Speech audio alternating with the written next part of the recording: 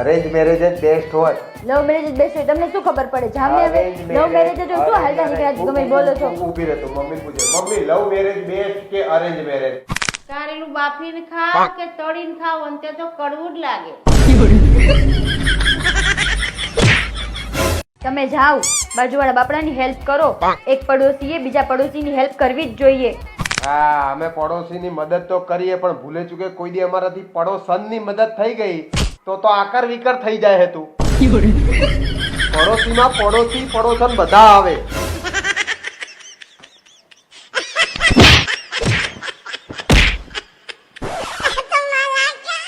ખાલી વાત થઈ છે.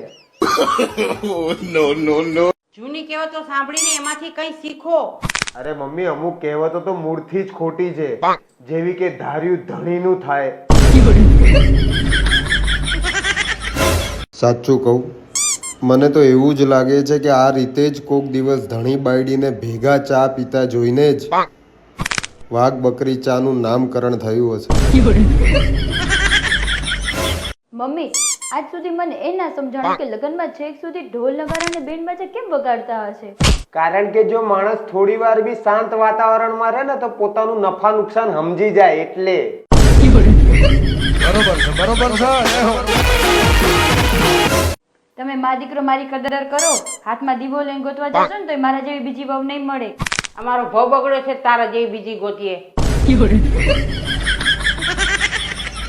મમ્મી તમારે અમને જે ભાષામાં સમજાવો ને ભાષામાં સમજાવી દેજો. રાત્રે સૂતી વખતે મારી બાજુ મોઢું રાખીને સૂવે, મને બીક લાગે છે. પછી આખી રાત આ બાપડાને બીક લાગે એનું શું? तुझे सब है पता है ना ગલુ હિપ્નોટાઇઝ એટલે શું?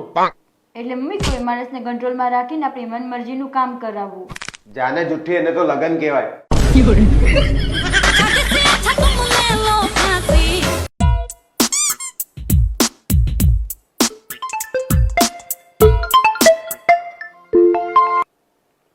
હેલો.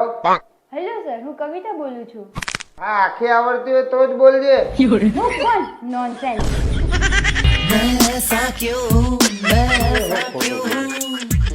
મમ્મી હું તો થાકી ગઈ. ટોટલ બોડી ચેકઅપ કરાવ્યું, બધા બ્લડ રિપોર્ટ કરાયા, કોઈ બીમારી પકડાતી નહીં. બોલો મારે શું કરવું હવે?